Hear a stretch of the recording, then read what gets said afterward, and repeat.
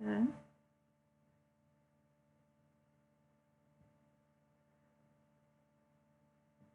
Uhum. É.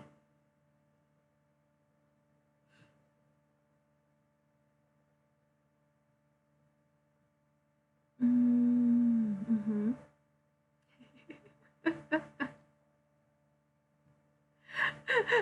Entendi. É.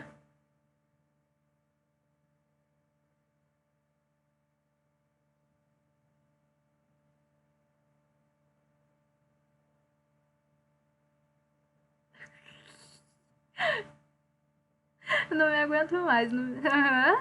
Tá. É só repetir a pergunta pra galera entender do que eu tô falando, senão vai ficar aquela coisa bonita, né?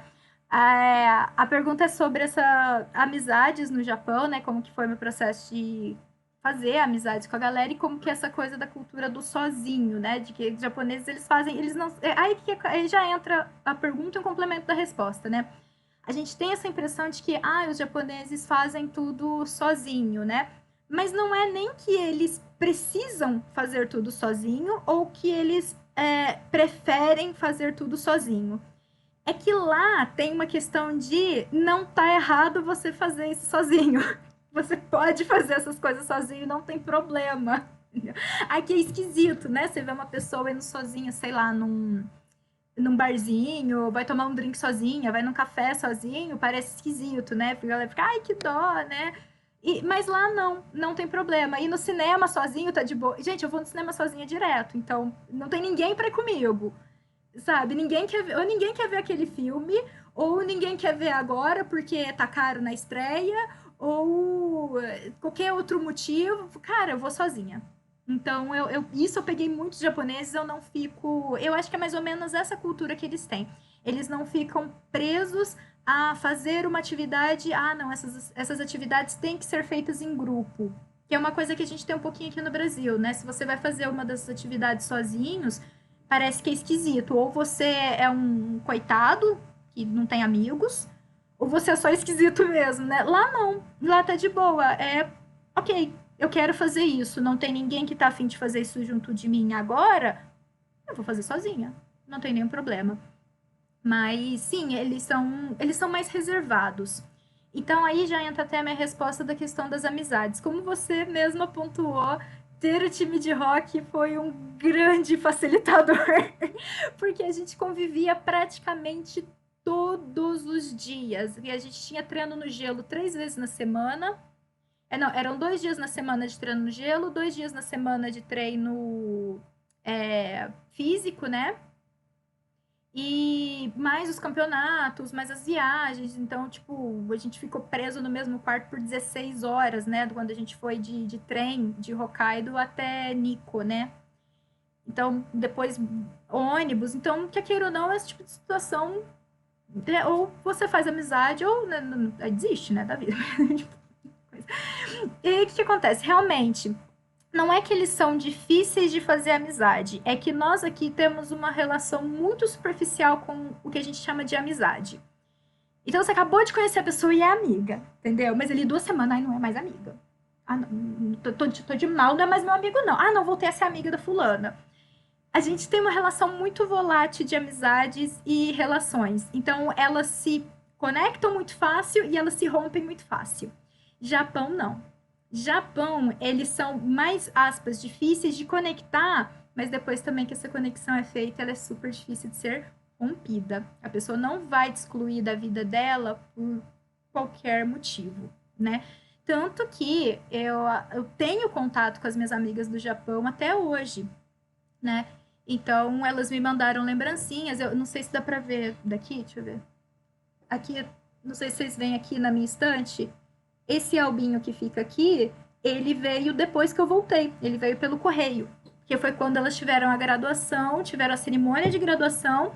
E na cerimônia de graduação, eles fizeram um albinho desse para cada um e para mim. Inclusive, eu estava na cerimônia de graduação simbolicamente. Tinha o meu espaço lá reservado com o meu número, entendeu? Não só pela tradição do time de hockey, mas também por consideração daquelas pessoas que estavam envolvidas, né? A galera podia simplesmente se esquecer, né? Se não tivesse nenhum envolvimento, né? Então, essa questão da amizade é bem assim. Agora, sobreviver aqui na. A quarentena tá foda, né? Tá. Nossa, eu tô ficando louca também. E aí, o que que acontece? Eles são exatamente extremamente solícitos, e isso inclui até, por exemplo, pessoas estranhas na rua. Por isso, eu até recomendo os meus alunos, quando vão para o Japão, a gente só pede ajuda se realmente você já tentou tudo. Porque, lógico, existem pessoas e pessoas, mas normalmente uma pessoa japonesa, na hora que ela se dispõe a te ajudar, enquanto ela não resolve o teu problema. Ah! Arisu, obrigada pelo follow, minha princesa. Oh, ainda não me seguia, colega tua. Falou que fez a tweet por mim. Ah, então tá. Então tá bom. Então eu tô feliz então que a Arisu agora tá me seguindo.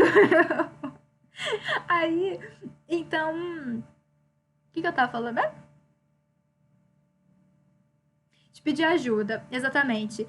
É, normalmente, lógico, como eu falei, tem pessoas, mas normalmente quando você pede ajuda pra alguém, enquanto a pessoa não resolve o teu problema, ele não desiste. E aí você já tá de saco cheio, você já desistiu daquilo, você não quer mais ir naquele lugar X, e a pessoa tá lá desesperada, procurando, tentando resolver o teu problema, né? Isso às vezes acontece, aconteceu algumas vezes, e eu vi colegas sendo extremamente rudes com pessoas que estavam ali super solistas, e eles, ah, não, já desisti, já desencanei, tchau, obrigado. E aí fica aquela sensação na pessoa, pera, então eu perdi meu tempo até agora? Por que que você me pediu ajuda, então, se você desistir tão fácil, né? Não é absoluto, entendeu? Mas, no geral, a observação que eu tive era bastante assim. Mesmo em Tóquio, que as pessoas tendem a ser, entre aspas, mais grossas. Não é que elas são mais grossas, é que nem o povo de São Paulo, entendeu? A galera tá ocupada demais, então normalmente eles vão preferir fingir que não sabe do que tá acontecendo e passa reto, né? Mas mesmo lá. Oi, Ryu, bem-vindo, boa noite. Então, só que as coisas das amizades é exatamente isso. Agora, uma história, pra variar as histórias engraçadas, né? Eu sempre tenho uma. Tem um rapaz que eu adoro ele até hoje. A gente troca mensagem de vez em quando hoje. Mas o bichinho era tão tímido, mas tão tímido, que lá no time de rock a gente tinha tipo umas garrafinhas de água e bebida, tipo Gatorade, né? Então, as azuis eram pro Gatorade, as amarelas eram pra água pura, né?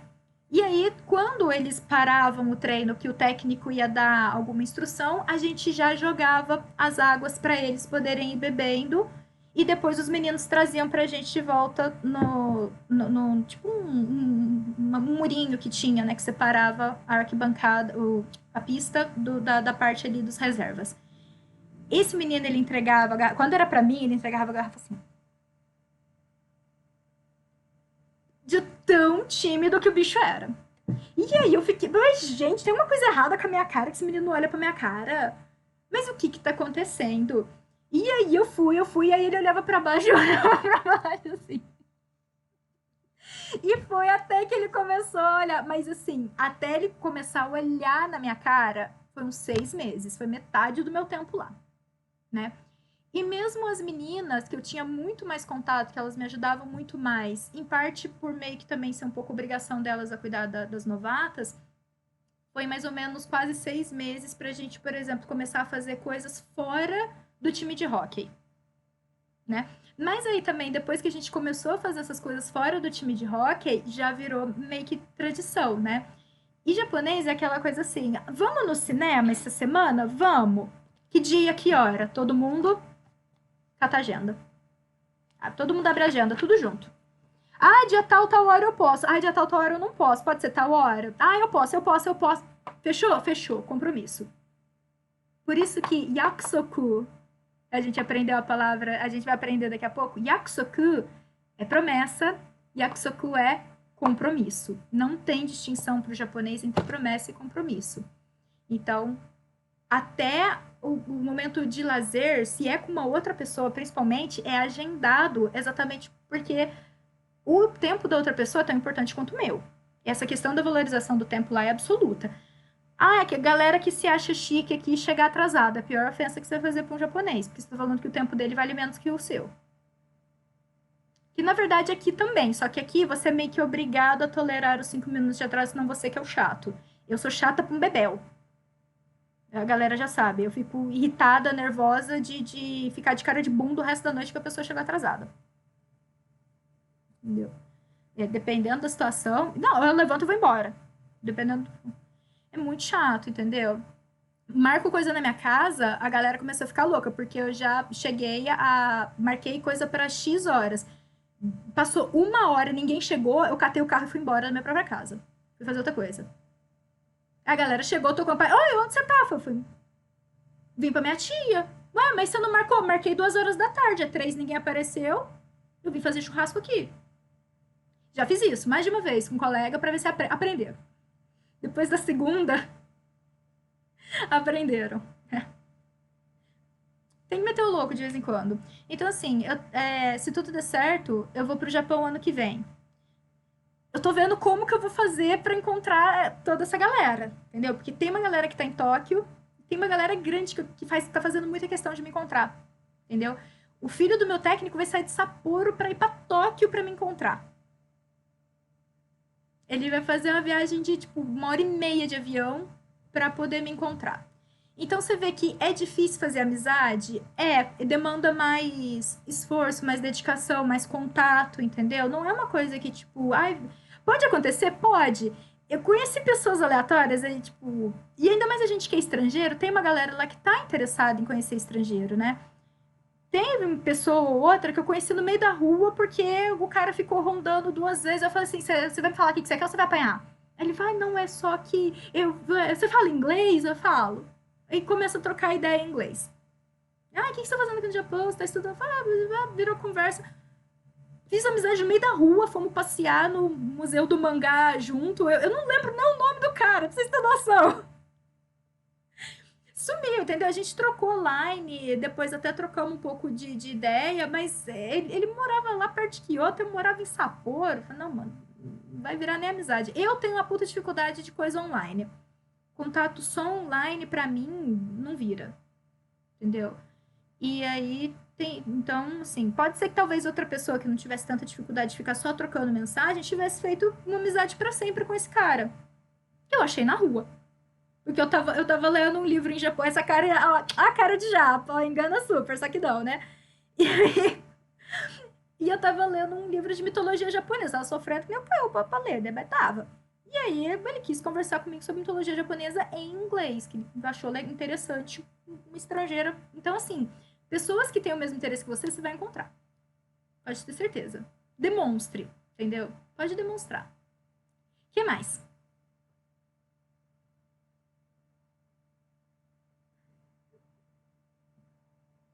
Ok. Ah, aham.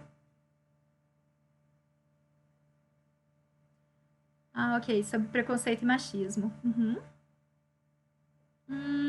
Ok. Sobre os preconceitos é difícil porque, por ser uma cultura diferente, eles vão ter liberdades diferentes e preconceitos diferentes. Então, não é que não tem preconceito. É que os preconceitos que tem lá são um pouco diferentes dos que tem aqui. Quem tá digitando que nem um louco aí? Ah, tá. Gente, tô, tipo, como é que tá psicografando o que eu tô falando? Que isso? Eu tô troco. Mas que é isso? A aula já acabou.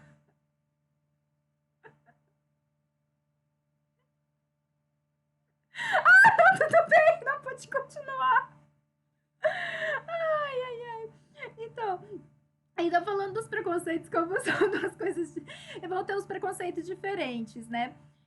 Sobre a comunidade LGBT, eu tô longe de ser a melhor pessoa para comentar sobre isso, que né, na pirâmide dos privilégios eu tô quase no topo, né? Tipo, mulher branca cis, entendeu? Então, mas um dos grandes amigos meu que eu fiz lá, o Ryu, ele é gay, era gay, morreu, né, tadinho. Ele é gay e ele tava namorando um americano.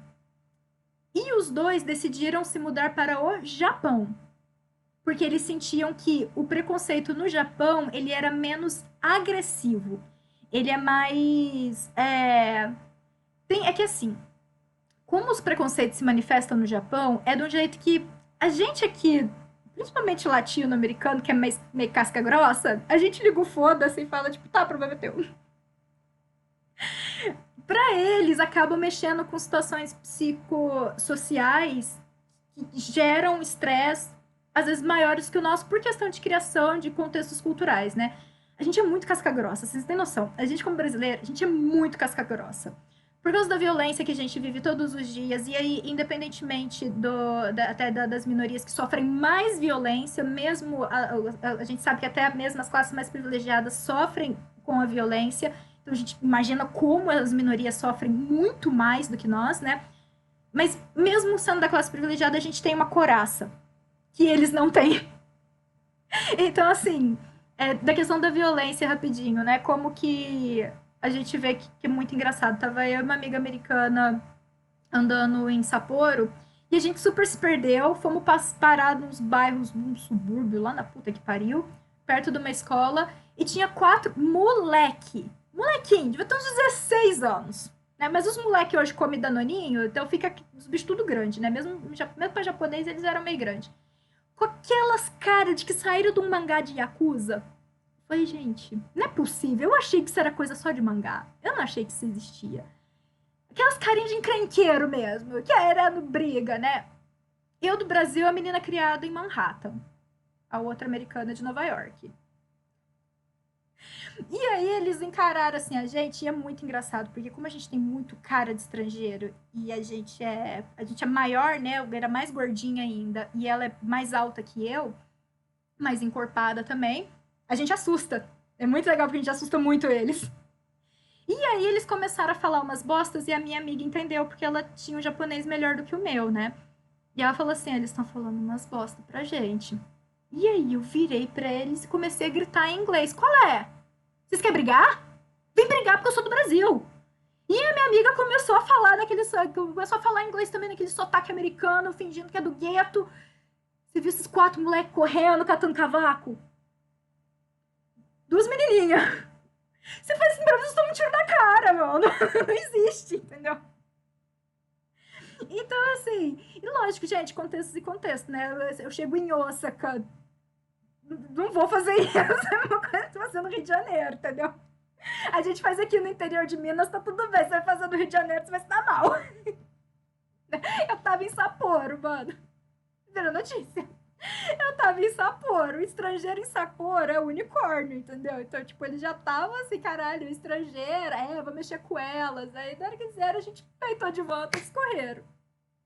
Vai, vou sair na mão aqui, sai na mão com o moleque. Eu sou muito maior do que ele, eu sou muito mais forte que esse japonesinho. Né?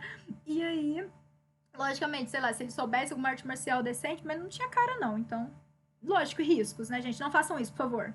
Se alguém falar que eu mandei fazer, eu não tô mandando fazer. Eu tô falando que eu fui retardada e fiz. Aí, dos preconceitos, eu, sinceramente, não vivi nenhum. Eu não vivenciei nenhum preconceito que não seja os preconceitos burocráticos, né? Não posso tirar um visto de trabalho porque eu não sou descendente, né? Não posso aceitar o emprego X porque o emprego X exige alguém que tenha a documentação de descendente e eu não sou. Então, tirando esse preconceito burocrático, eu não sofri nenhum. Agora, eu tenho que levar em conta que eu estava, sim, em um ambiente privilegiado e protegido, que é a universidade. E eu não estava em qualquer universidade, eu estava em uma das melhores universidades do Japão.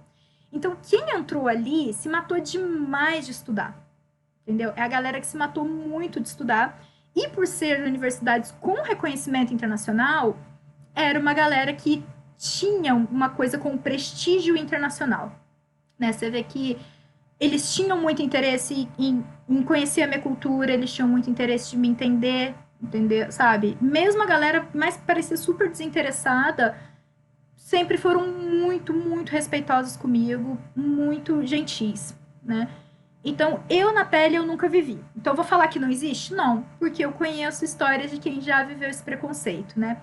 Infelizmente, como sempre, a população menos privilegiada é o pessoal negro, o pessoal ali do leste asiático, então filipinos, indonésias, a galera que é muito diferente. E a questão da representatividade. Quando chega um filme estrangeiro no Japão, vem da onde? Vem de Hollywood. Que vai ser uma menina branca de cabelos castanhos. Normal. Então, por mais que eu fosse uma minoria, é um daqueles raros, aquelas coisas meio síndrome de Galápagos, que só existe no Japão. Eu era uma minoria privilegiada. Eu era uma minoria que não ia sofrer tanto preconceito. Porque eu ainda tô dentro do estereótipo de consenso nacional do que é o herói de Hollywood. Então, existe ainda assim uma minoria privilegiada e uma minoria mais descriminalizada. Eu já ouvi histórias de brasileiros, mesmo sendo brancos, papapá, que sofreram preconceitos. Já ouvi histórias de brasileiros descendentes que sofreram preconceito.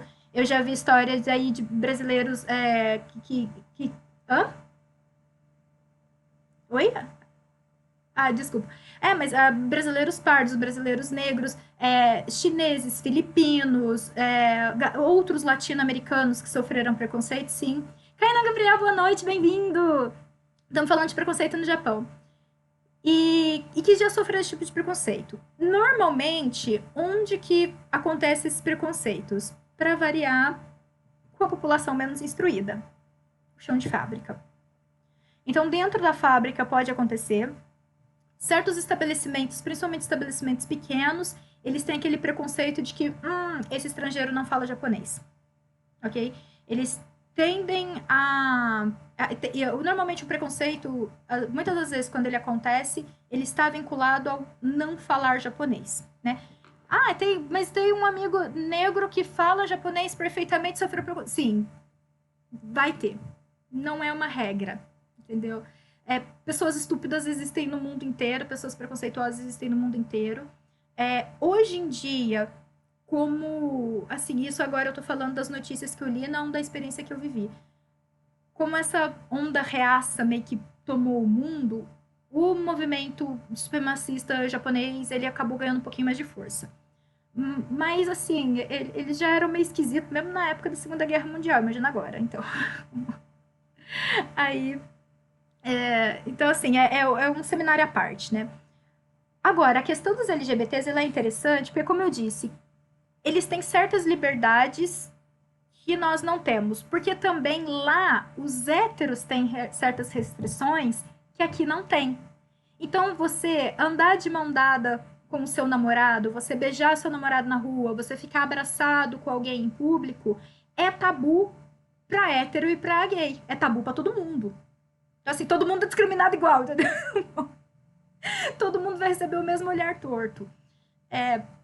Tem-se a ilusão de que acaba tendo uma certa, uma tolerância um pouco maior, até porque a produção de material de cultura pop do meio LGBT vindas do Japão é muito maior do que vindo dos Estados Unidos, por exemplo. Você acha você precisa citar tipo 4 personagens japoneses que são LGBT, que é mais, você consegue. Se precisar citar 5 personagens americanos que não têm influência asiática, então já fica mais difícil.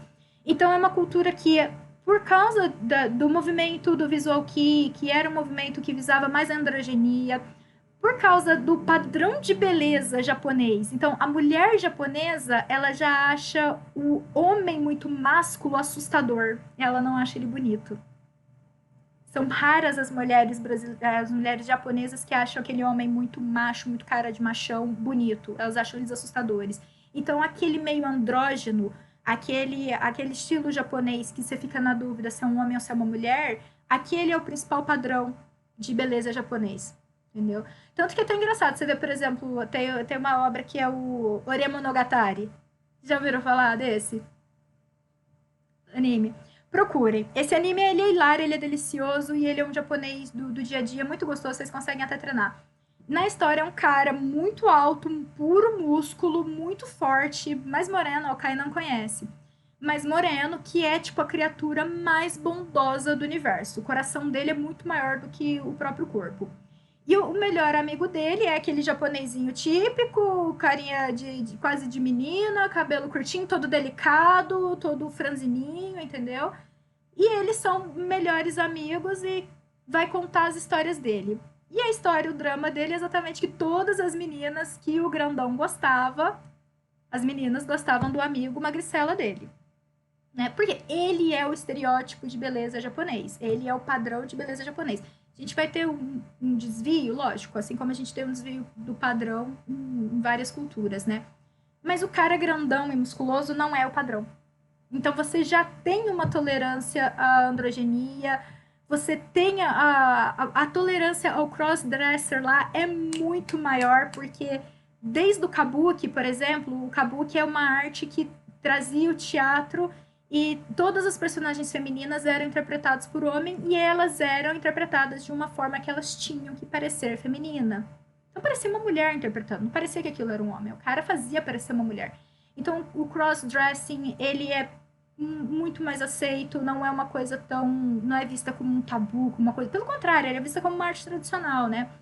O Takarazuka, que é o oposto, que é um teatro só de mulheres, então mesmo as mulheres interpretam os homens, também é extremamente prestigiado. Não sei se vocês já viram, tem várias peças de anime que já foram interpretadas por teatro Takarazuka, bem famoso, entendeu? Tem mais de uma companhia, né, desse tipo de teatro, apesar do Takarazuka ser o mais famoso. Então ele acaba sendo uma cultura que aceita melhor esse diferente, né? Agora, que não existe preconceito é mentira, porque a gente sabe que ele existe em todos os lugares, mas aí o ideal seria conversar com um LGBT. Agora, a vantagem é que, por exemplo, os gays não podem sair de mão dada na rua. Pode ficar tranquilo que os héteros também não. Aí é para todo mundo. Todo mundo, você vê um casal hétero beijando na boca na rua, eles vão ficar. Todo mundo vai ficar chocado, do mesmo jeito. Não, e isso realmente não tem. O meu amigo Ryu, ele comentou exatamente isso, que o preconceito no Japão ele existe, mas ele não é tão agressivo. Ele é mais nos bastidores. Ele vai ficar nos bastidores, ele vai ficar mais velado, entendeu? Mesmo porque a vida privada de alguém no Japão, ela importa pouco. É muito privada. Vocês veem que, por exemplo, é difícil a gente ficar sabendo todos os detalhes de vida de celebridades do Japão, entendeu? Recentemente, eu acho que alguma artista morreu. Eles não. A família não quis divulgar a causa. Não divulgar a causa da morte. Ai, mas os fãs querem problema dos fãs. Isso é assunto interno, isso é assunto da vida privada dela, não é assunto do palco. Tem nada a ver com o palco. Isso eles fazem uma separação muito maior. Lógico que a gente tem toda a problemática das idols, né? Que elas entram exatamente explorando essa questão psíquica dos japoneses. E aí elas são exploradas exatamente de uma forma de colocar a vida particular delas em holofote para criar toda uma ilusão, etc e tal. E aí você tem toda uma jogada de marketing por cima. Mas, no geral, é uma cultura muito mais reservada do que a nossa. Então, o que você faz na tua vida privada meio que literalmente não é da conta de ninguém. Então, é mais fácil você esquivar, posso dizer. Né? Mas não sou a melhor pessoa para responder sobre a comunidade LGBT. Manda a próxima, Alice. Ficou faltando algum dessa? Porque você fez tantas perguntas juntas.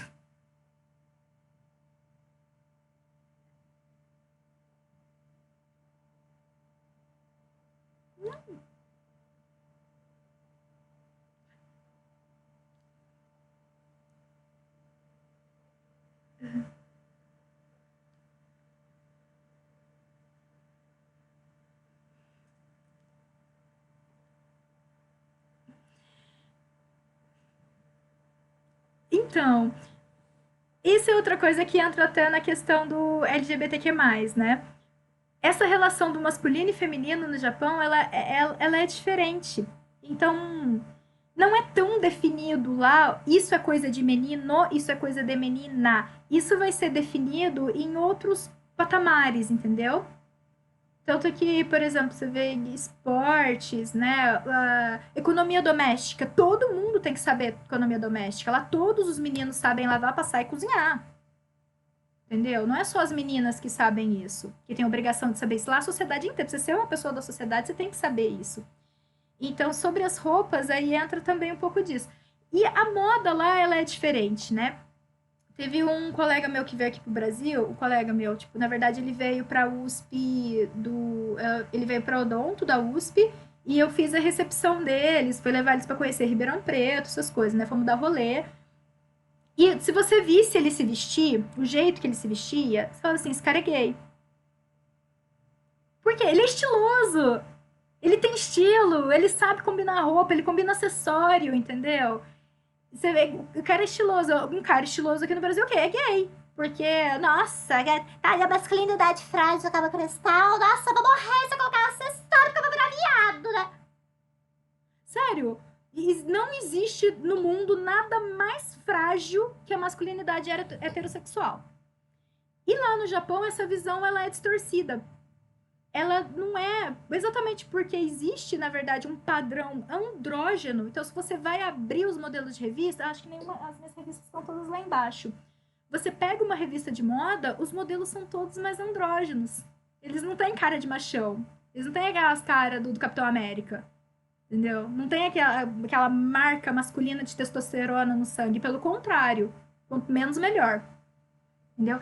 E aí cria essa divergência. Qual que é a parte masculina e qual que é a feminina? Tem muitas lojas de departamento que nem tem separação entre masculino e feminino.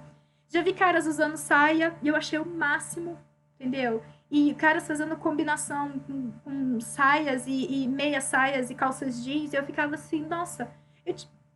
E outra coisa também, os homens lá usam maquiagem, homens lá cuidam bem do cabelo, homens cuidam bem da pele, entendeu? Então, olha só, é muito, entendeu? Eles se cuidam muito. Você vai disputar o espelho com o teu namorado, entendeu? Por isso, normalmente, tem dois separados, pra não dar problema. Secadores, essas coisas. Então, os meninos, eles sabem se cuidar também da própria aparência. E isso tá de boa, isso não é uma exclusividade da homossexualidade, pelo contrário, isso é exigido da heterossexualidade. Um cara que não se cuida direito, ele é considerado desleixado. Ele não é visto como macho, ele é visto como um fracassado na vida, porque provavelmente não vai nem conseguir um emprego. Ele não cuida nem da própria cara, como é que ele vai cuidar de uma empresa? Mas é mais ou menos isso, ele não sabe cuidar nem do próprio cabelo, como é que ele vai dirigir uma empresa? Não vou contratar esse cara não. Entendeu? Então existe sim essa relação de que os meninos se cuidam. Fazem permanente, corte de cabelo, entendeu? Hidratação. Então, assim, tipo, é outra realidade. É outra cultura. E, assim, eu particularmente adoro, né? Porque se eu olhava assim... O meu time de hockey, entendeu? Esse aqui é o esporte mais testosterona que isso, só o futebol americano. E o rugby. Entendeu? São os únicos esportes mais testosterona do que o hockey, é isso. Porque sai de sangue naquele gelo, é normal. E o que acontece no gelo, fica no gelo. Isso é uma coisa que o Canadá sempre fez muita questão de transposar. Os meninos levavam mais de meia hora para se arrumar no vestiário. Isso quando eles aceleravam. Quando eles aceleravam muito. Era mais de meia hora arrumando cabelo, arrumando os acessórios, arrumando a roupa, arrumando não sei o que, não sei o que, não sei o que. Entendeu? E era o esporte, e era a galera ali, o testosterona na raça, entendeu? A galera desleixada. A galera desleixada levava meia hora pra se arrumar. Então é muito. Essas relações de masculino e feminino, ela é muito intrínseca à cultura. E aí, na hora que você olha a cultura deles, você vê que as relações de cores para eles foda-se, não tem cor, cor não tem gênero. Lá é bem assim mesmo, cor não tem gênero. Forma não tem gênero. Entendeu? Modelo não tem gênero. Então, assim, o modelo de roupa, né? Vai depender do estilo de cada um, de como que você faz essa combinação, né? Lógico, aí entra, por exemplo, as questões que são mais estereotipadas quando você vai nos contextos, né? Isso a gente está falando de um contexto jovial, livre, universitário, né? Aí você vai para um contexto de mercado de trabalho. Aí começa a ter umas exigências de papéis um pouco mais determinadas. Que entra talvez o machismo que eu tinha ficado faltando da última pergunta, né? Aí o machismo ele vai se manifestar mais nessa questão de qual é o seu papel na sociedade. Porque quando você está no seu âmbito privado, você faz o que você quiser. Ninguém enfia o nariz enquanto estiver dentro da tua bolha da privacidade. Ok? Se saiu para a sociedade vem em primeiro lugar. E a sociedade exige papéis. Ok? Então, se a mulher é casada, como que ela vai cuidar da casa e da empresa? Ainda tem esse maldito preconceito e ainda tem muitos e muitos casos de mulheres que são meio que psicologicamente forçadas a largar os empregos, porque as leis trabalhistas no Japão são muito rigorosas, então é muito difícil eles demitirem alguém. Então eles fazem um terror psicológico para a pessoa pedir demissão, né? E vantagens e desvantagens. Eu falei, se eu, por exemplo, uma das coisas que eles fazem de terror psicológico é começar a dar tarefa inútil para a pessoa. Tipo, não, você pode ficar aqui o dia inteiro na frente, mas o que você tem que fazer? Não, você não precisa fazer nada. Um brasileiro vai fazer o quê? Vai montar a Twitch e vai ganhar dinheiro de graça no serviço. Ficar o dia inteiro no Facebook, mano. Vou ver todos os vídeos, vou zerar o YouTube. Vou zerar o YouTube e o meu salário tá caindo. O japonês começa a entrar em pânico. Porque isso já é tão da cultura dele ser um inútil, dele não estar produzindo absolutamente nada, a pessoa demite. A pessoa se demite porque ela tá se sentindo inutilizada no serviço. Então você vê como é cultural? Uma coisa que se você faz isso pra um brasileiro, ele vai achar o máximo. Chefe, faz isso pra mim, por favor. Vamos atender o sistema japonês. Entendeu? Não, é sério. Vamos... Não dá certo nunca aqui no Brasil. A pessoa nunca vai pedir demissão, ela vai adorar. Entendeu? No Japão funciona. No Japão funciona. Porque é aquela coisa de... Peraí, o que eu tô fazendo no meu tempo? Eu não estou sendo produtiva. Fazer tarefas inúteis, entendeu? Normalmente, o que o brasileiro vai fazer? Faz a tarefa ali, finge que ainda não acabou. Na hora que alguém cobrar, não, aqui, tá aqui, ó. E fica fazendo outra coisa. Isso é uma coisa que lá, culturalmente, não acontece. Entendeu? E aí entra as divergências, porque muito no começo da questão dos decassegues colocavam os brasileiros nesses serviços inúteis. A galera ficava fazendo nada. Né? Antigamente era mais difícil porque não tinha internet, né? Hoje com a internet, a galera fica o dia inteiro lá no celular fazendo nada e tá de boa, o salário tá caindo do mesmo jeito. Então, né? E aí, lógico que eles tiveram que abolir, né? Tanto que é muito difícil eles fazerem a contratação direta de brasileiros, de estrangeiros, por causa disso. Porque depois que você contrata, é muito difícil demitir. E eles sabem que essa estratégia não vai funcionar. A pessoa não vai pedir demissão porque ela tá fazendo nada, né? Lógico, tem exceções, etc e tal, mas, no geral, é isso. Mas ainda tem o machismo da questão de administração da casa e responsabilidade da mulher, né? Tanto que muitas empresas lá não existe a conta conjunto.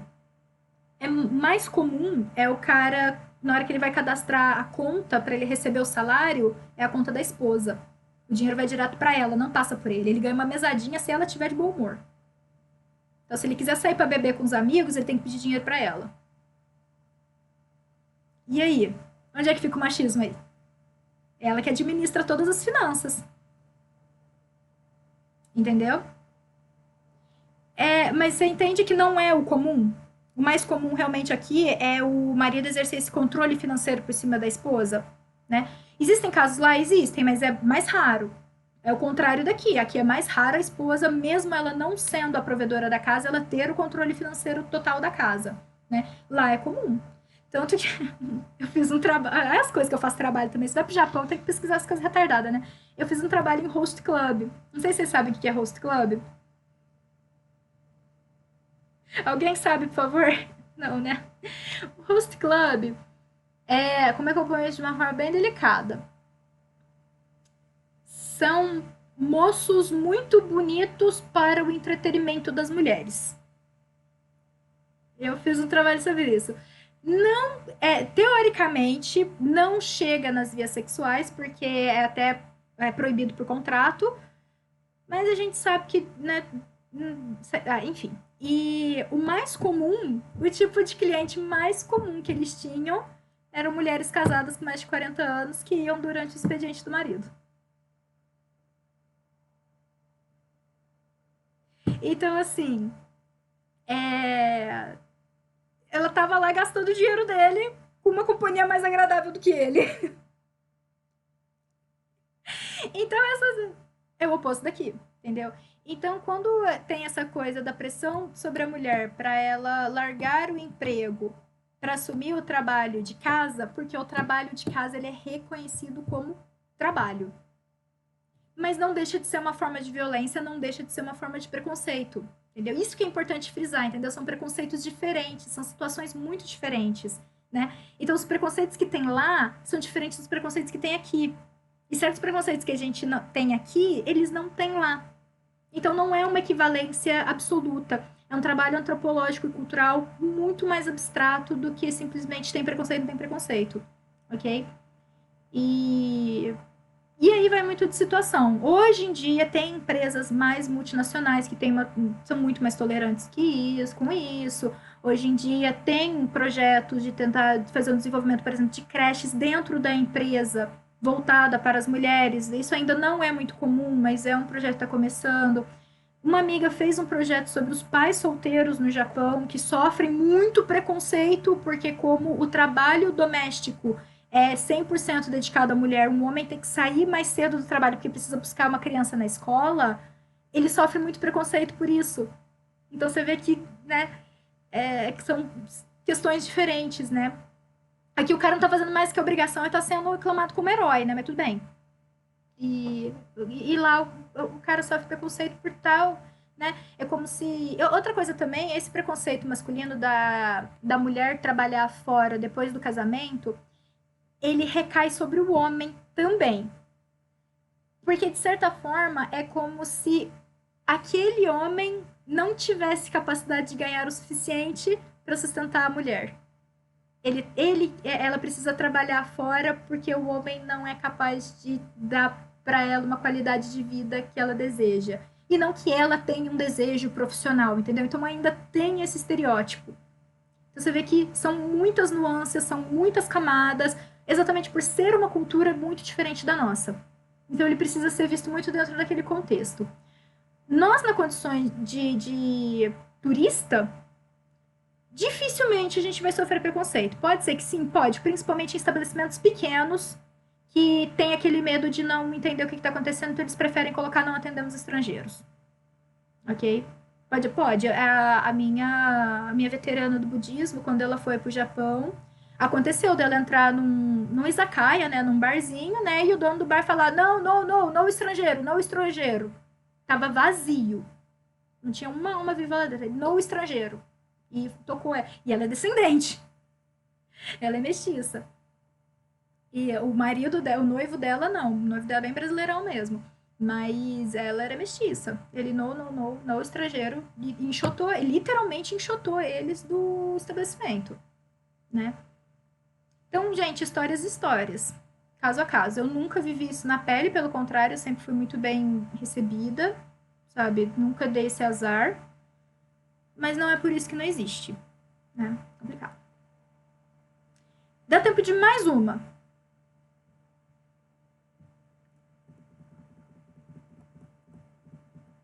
Eu não fiquei doente sério de precisar ir para o hospital. Eu tive uma crise de bronquite, mas eu tava com todo o meu medicamento. Eu tive a dificuldade com o soro fisiológico, porque por algum motivo, soro fisiológico no Japão você só compra com receita. Não me perguntem por quê. E aí, o que eu fiz? Eu comprei aquele Sorine, sabe, de limpar o nariz. Fiz minha inalação com aquilo. Por algum motivo, soro fisiológico você tem que ter receita. Eu falei, mas nem ferrando que eu vou no hospital pra comprar um soro fisiológico, eu faço em casa. Eu fervo a água e faço esse trem meu mesmo, mas nem pra bicho. Ixi. Mas eu não fiquei doente o suficiente para ir no hospital. Uma colega americana precisou ir. E aí ela domina bem, eu dominava bem já o japonês, ela tinha N2, eu acho, ou ia tirar o N2, alguma coisa assim. Mas mesmo assim, ela precisou de. Eles colocaram um tradutor à disposição dela. Mas era o hospital universitário também. Então, que nem eu disse, a gente estava muito bem protegida. E aí o que acontece? Eu sei que, graças à experiência dela, a gente conheceu um pouquinho a fundo, né? Aquela coisa de, porque no Japão é tudo pago, é tudo pago. Tá, essa mula, não é que é particular pago. É que lá o sistema é diferente. Você paga o Hokensho, que a gente vai aprender essa palavra daqui a pouco, que é o seguro de saúde. Esse seguro de saúde, eu acho que ele é, sei lá, $100 por ano. Entendeu? Por pessoa. É nada. É nada. Perto da qualidade de atendimento lá, é nada, é de graça.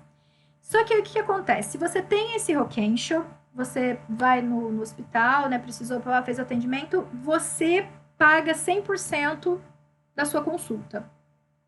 Por que você paga todo 100% da consulta? Porque, ao invés Aí é o sistema, como que funciona o sistema de arrecadação japonês. Ao invés dele fazer uma arrecadação geral e depois redistribuir, até para diminuir a possibilidade de corrupção, você já paga o imposto direto para o hospital que você usou. Aí o Rokensho, ele vai te reembolsar 80% desse valor. Então, 80% você vai receber de volta. Por isso que o japonês, ele sempre tem uma poupança muito gorda. Por isso que o país nunca vai estar em inflação. Eles estão sempre em deflação, está sempre sobrando dinheiro. Não está faltando. Entendeu? Porque todo mundo tem poupança. Porque se você vai para o hospital, você precisa ter o dinheiro para pagar aquela consulta. Depois você vai ser reembolsado. Você vai receber 80% de volta. E aqueles 20% que ficaram retidos, eles já estão com o hospital que você usou. Eles não foram para a unidade para depois ser redistribuído. Não, você usou aquele hospital, o dinheiro vai para aquele hospital. Pronto. Mesma coisa com as escolas, entendeu? Eles pagam o que seria assim, tipo, que né, a gente tem que pagar uma fortuna de imposto de renda, entendeu? O que seria o imposto direcionado à escola, quem está com o filho na escola paga direto para a escola, não vai para a União para depois ser redistribuído para o sistema de educação. Você já paga direto para o que você está usando. Então é um sistema um pouquinho diferente. Ok? Kainan, você fez uma pergunta lá em cima, agora eu não estou conseguindo voltar nela. O que o estilista é uma pessoa não binária? Ah, então, não sei. Eu acho que o Japão é uma cultura com um binarismo diferente do nosso. Não é que não é binário, é que o binarismo dele é diferente do nosso. E aí parece que é confuso, parece que não é binário quando só tem outras referências binárias. Já assistiu Garou Versus? Não assisti, Kainan, não sei o que é. O pessoal faz em casa isso. Ah, é o... Ah, do soro fisiológico, né? Ah, o soro fisiológico eu achei absurdo. Aí eu pedi pro meu pai, falei, pai, me manda pelo correio. Se eu for acusada de contrabando, eu vou, mas, gente, é só um soro fisiológico, alego ignorância. Ok. Desculpa, eu sou estrangeira. Tá vendo? A gente tem essa vantagem. Desculpa, eu sou estrangeira. Desculpa, eu não sou daqui. Eu só sou de passagem. E aí? Acabamos por hoje? Por hoje é só? Guarda então as outras pra semana que vem, porque a gente já tem 5 minutinhos e eu preciso dormir que eu dou aula cedo. Ok? Certo? A aula toda. Eu tenho as minhas tossezinhas aqui. E essa garrafinha aqui já acabou. Tá lá de baixo que tava cheia. Gente, obrigada. Que eu akokomada desu, né? Mataraishu. Até semana que vem, hein? Tchau, tchau. Pessoal da live, Kainan, muito obrigada, Kainan. Obrigada por ter participado hoje, entendeu? Desculpa, não deu pra eu ver nenhuma. Teve outras perguntas, é que eu não vi aqui. Eu vi que teve outra aqui que apareceu. O Rio também apareceu um pouquinho. Não sei se tiveram outras pessoas que ficaram só. A gente tem 9 espectadores, então nós temos pessoinhas que ficaram quietinhas só ouvindo. Galera, sério, não fiquem recalcados não, tá? Se tiver qualquer pergunta, podem fazer, ok? Tamo de boa aqui. Vamos fazer uma raid marotinha pra alguém? O que a gente tem online aqui? Vamos ver quem que a gente tem online que dá pra fazer uma raid bonitinha. Olha só, o Rafa tá jogando Resident Evil 7. Vamos lá pro Rafa?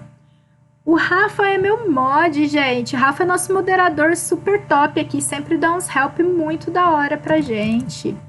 Deixa eu colocar aqui. Vamos lá pro Rafa. Ué, por que não apareceu aqui? Rafael. Aqui, Rafael Valente. Galera, muito, muito obrigada por hoje. Um grande beijo e até a próxima.